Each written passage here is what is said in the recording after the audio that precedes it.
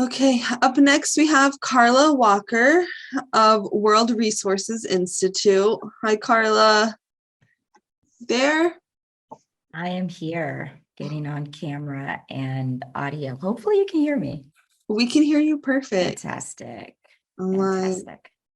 Okay, so Carla Walker is the Director of Environmental Justice and Equity for World Resources Institute, United States. In this role, she provides leadership to WRI-US work around equity, environmental justice, and just transition in the context of climate change to expand visibility and impact and influence decision makers to advance solutions for today's environmental challenges. Previously, Carla worked for NRDC as the climate advisor for the city of Cincinnati through the Bloomberg Philanthropies American Cities Climate Challenge. She led the city's work on creating energy efficiency programs for low-income families living in multifamily structures, public education initiatives on electric vehicles, building out the city's EV charging infrastructure, and facilitated community workshops for the city's engagement in the Groundworks USA Climate Safe Neighborhood Initiative. Thanks so much for being here, Carla. I'm really excited to hear your presentation on equity-focused approach to electric school bus transition. Awesome. Thank you so much. Thanks for inviting me and including me in the retreat. I'm going to try and share my screen. Hopefully this will work where we are. It's going to work for us. Okay. What it doesn't do is share my notes. So I'm going to try and do this without my notes.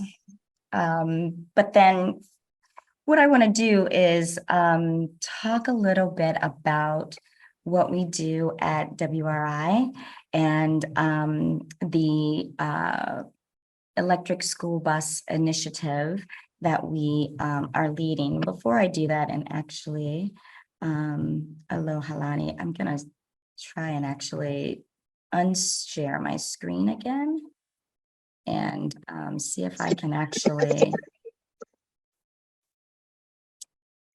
get this point so I can get my notes, because I have some interest. I want to make sure that I'm not missing any information with you guys. So let's see if we can't start from the beginning here.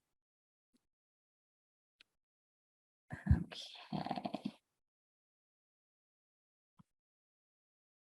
All right, so that should show you everything. And then I'm going to go down here and do the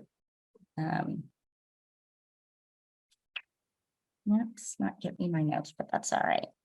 Okay, so I'm the first director of environmental justice and equity for WRI. And I came on board to WRI about a little more than a year ago. And I was brought on board to build out this portfolio of environmental justice research and equity research for the organization. And most folks are not familiar with WRI, so I'll tell you a little bit about it and how I'm looking at the work that I'm doing through the electric school bus initiative. So WRI is a global organization. It's a global research nonprofit organization that works with leaders in government and business and civil society to design and carry out practical solutions, but at the same time, making sure that people's lives and people can thrive and nature can thrive. This is actually our 40th year. And we are making sure that we retain the fundamental tenets of our work, which has been central to our success, which is around our values, our commitment to analytical excellence, and our focus on results. Okay, go here and change slides in advance.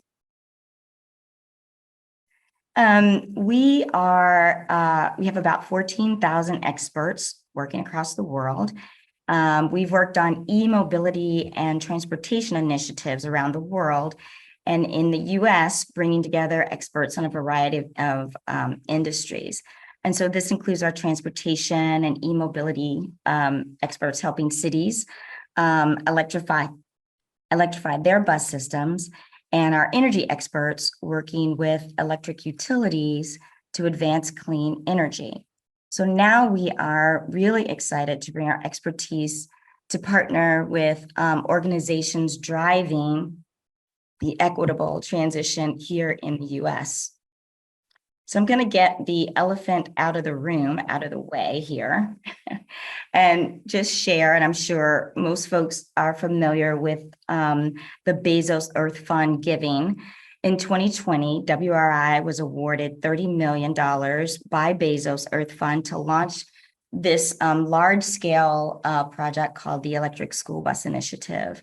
And so the effort to electrify, this is an effort to electrify all US buses, and it presents an important opportunity to help correct ingrained systems of inequality and inequity based on race, income, and location-driven pollution levels.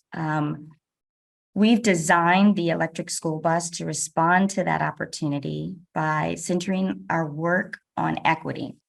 And in collaboration with a host of partners and communities, we aim to create this unstoppable momentum towards an equitable transition in the US school bus fleet by 2030, bringing health, climate, and economic benefits to children and families across the country, and ideally normalizing this for an entire generation. So one might ask, why are we trying to electrify the school fleet, right? By doing that, we would reduce greenhouse gas emissions approximately by 8 megatons a year. That would reduce emissions from all US buses by 35% each year, and would reduce US on-road transportation emissions by about 0.5% each year. And so here on this slide, you'll see there are a number of ways in which this really is an important piece to the climate issues that we're focusing on here in the US. But we also know that these things are not necessarily equitable across all communities. And air pollution is a big factor here, right? Health and cognitive outcomes for children is something that we really need to be looking at, and that we are very much concerned about. We recognize that the benefits and potential risks from the electric transition is not felt equitably by communities or by students because of these existing inequities, predominantly in the education and school bus transportation system. And so without considering equity, we could, if we continue with the transition, we could reinforce some of these ingrained systems of inequality and further burden on underserved communities. And so this initiative, as a result, aims to build and integrate equity in the process of school bus electrification, as well as an equitable distribution of, I'll call them ESBs, electric school buses, and ESB benefits, including operational costs, savings, and improving air quality. So the other thing that we have been looking at with this project work is, in addition to how the impacts of air pollution are not distributed equitably, we also know that it's very difficult in general, right? There are a number of challenges facing school districts in their transition to electric school buses. There are the higher upfront costs, right? You're looking at the current price tag, I believe, for an ESB is approximately 3 times that of a diesel bus. There are infrastructure development issues, right, with respect to time and money and the need to connect with utilities. There's new technology issues, right? Most school districts may not be familiar with this technology. So there is always this effort to share out our experiences, build the comfort around what ESBs are, how they operate. There's the technology myths, right? People see this even in in electric cars. This range anxiety is a huge issue.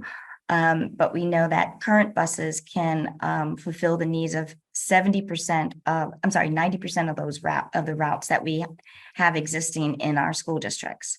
There's a myth that electric school buses may not work well in cold weather. Again, this is something that people think about when they're thinking about purchasing just electric vehicles. And we also know that school buses have been proven to operate well in states like Minnesota and other places, right?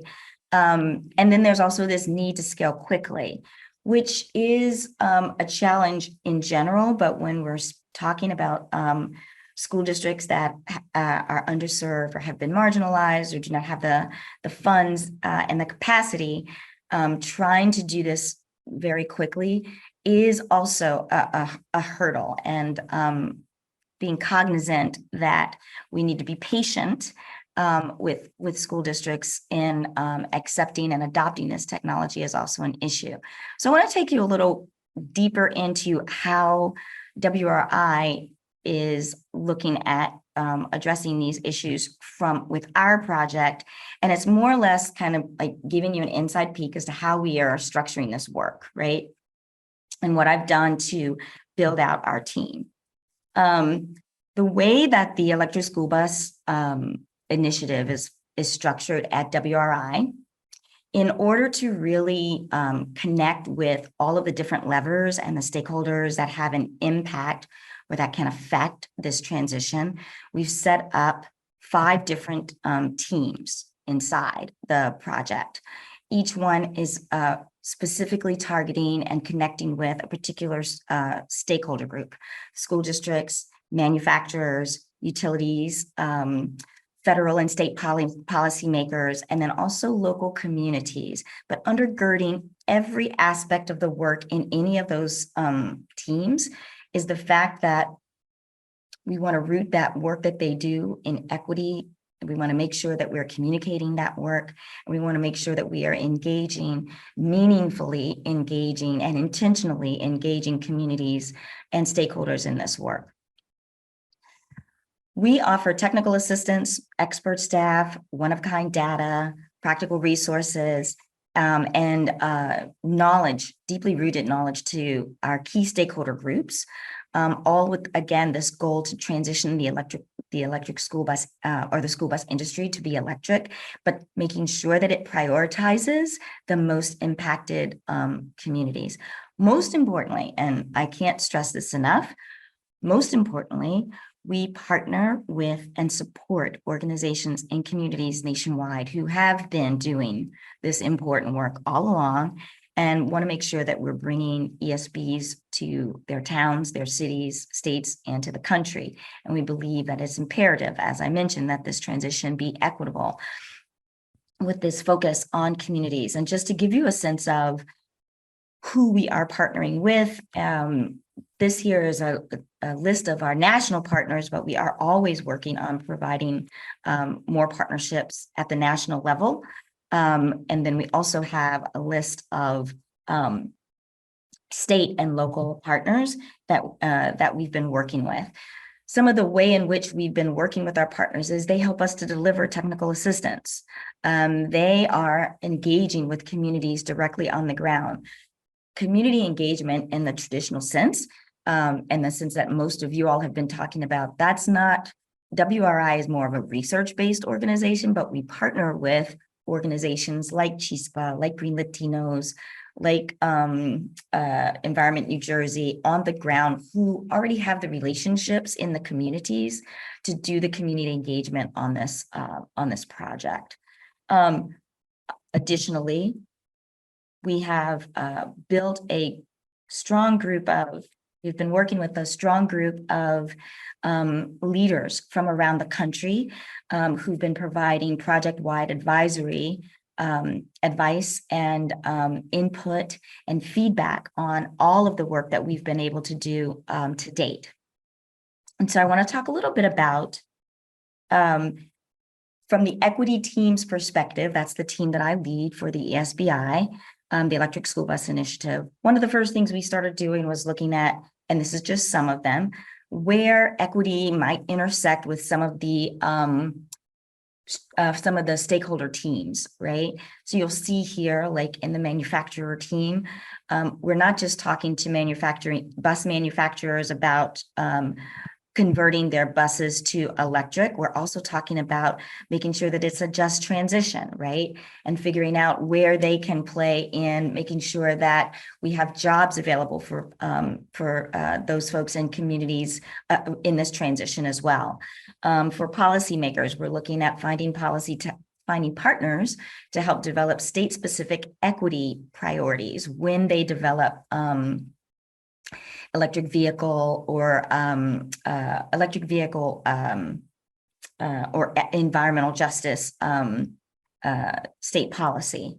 And like I say, this is just the beginning of kind of where we believe some of these equity intersections come into play. And this helps drive some of the work for our program. Now I want to kind of bring you into kind of how we've set up the team. Now that I've told you how we've set up the project, I want to talk to you a little bit about how my team works. My team is actually works on two levers. We work to make sure that the other project staff is delivering equitable outcomes in the work that they do. And then we also work on making sure that we are tracking how our team is developing equitable approaches, right? And so we look at this in three different ways. We have three different work streams. We are cross-cutting across throughout the entire project, but my team has specific members that work with each stakeholder team to help them address any of the issues that they may see in some of the stakeholder outreach, in the development of technical assistance, in the development of plans and activities for each of those stakeholder groups. We also, secondly, our next work stream looks at providing an equity framework and an approach to how we want to deliver this project. This also, guides our decision making. It helps us kind of operationalize and normalize centering equity in this project, and it provides some internal commitments project-wide, or it helps guide the internal commitments project-wide. And this is seen in a number of ways, right? We are actually getting ready to, within the next couple of months, fingers crossed, publish our equity framework and show how the project is actually looking at how we are centering equity. What does that mean? What does equity mean to us? And how we are working with our partners to make sure that we're delivering this project correctly and without harm to other to communities. And then lastly, like I mentioned, we work to make sure that internally our staff has what I call their equity muscle, and it's building this equity community of practice across the team. This is making sure that they actually understand where these intersections are, what is the intersectionality of equity and justice across their stakeholder groups when we're talking about the transition from diesel to electric school buses. We have a number of internal learning events that we have created for our team, but we also make sure that we're providing some resources to them to make sure that what they are doing is actually, again, going to create this equitable outcome for the project. And then just to tell you or show you a little bit of where our fingerprints are in this project.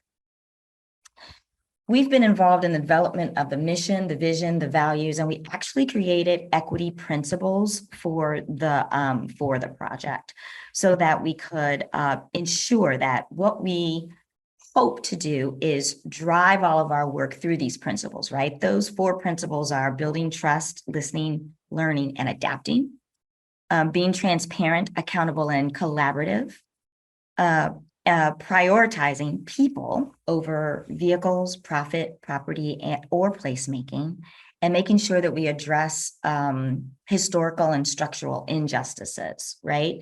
We've also been involved with creating the annual work plans for our teams.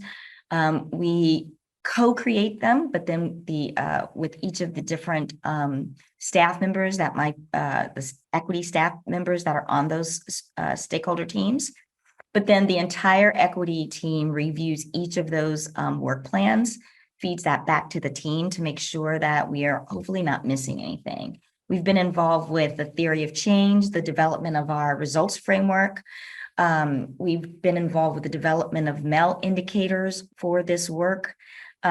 We've also created or helped create the stakeholder working groups and the advisory committee by ensuring that there is a diversity amongst those experts.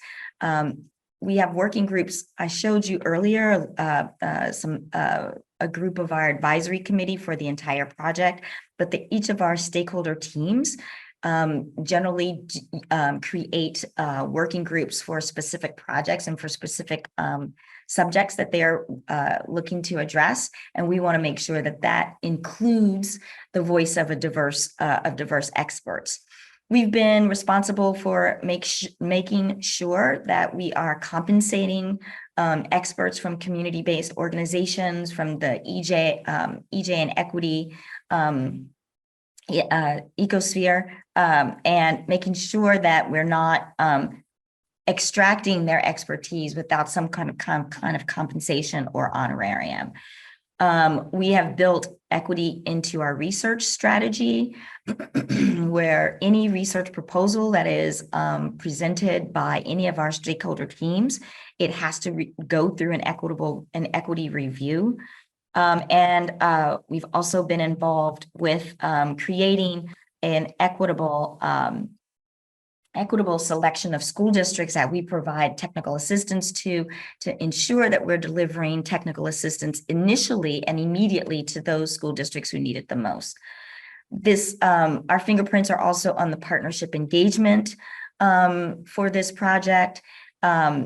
As I mentioned, the technical assistance, and we are also woven into the communications, knowledge product, and the publications for this project.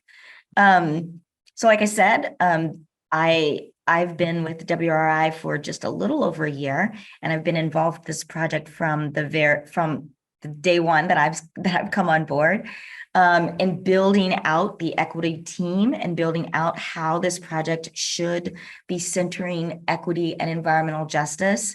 And I'm looking forward to seeing the results of how this work is creating a difference.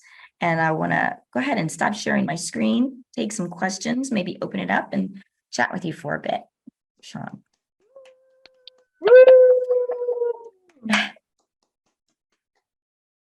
Okay, got a question for you. When we were talking, yours like before our little pre-talk, which is wonderful. I love you. I mean, you're just great. So love what you're doing there. You were talking about the equity muscle that you're building. Yes. And I wanted to ask you, how strong are you? Like, you're a year in, you've done so much. Where are you feeling like? That's a very good question. So that's a very good question. One, because we're now in the process of kind of reviewing what we've done over the last year. And we're getting ready to go into year 3. Now, this is just for this project, right? And while I'm responsible for building out the portfolio of EJ&E for WRI-US, I'm hoping to model what we've done in this project for the staff at WRI-US, right? So we are in the process now of kind of taking a break and looking at where our measuring what our equity indicators are for the last year. What I can tell you is, and like I say, we're just starting that process, right? But what I can tell you is, so last year when I came on board, the project had already started, right? So I came on board in the middle of a year, and we did not have a process set up for making sure that, at least making sure that all of this, every aspect of equity were built into the project plans, right? We were just getting up and running. I can tell you that we've just gone through 3 months, 2.5 months of planning for next year's FY23's work plans. And every work plan has been, I think, elevated on a different level of equity. So I think that's a little stronger. Last year, even though I came in on the middle of all of this, we did have a process where we went back and kind of retroactively built in equity. But I think this year is much stronger. I think it's also much stronger in terms of like, the team is beginning to readily identify some of these hurdles, right? So now if we're developing an advisory group for a particular subject matter, or a concern, it's second nature to be thinking, let's look actually at who's not in the room, who's not the usual suspect, right? Of who is involved with these conversations. I think we are a little stronger in building partnerships with environmental justice organizations and connecting to folks on the ground.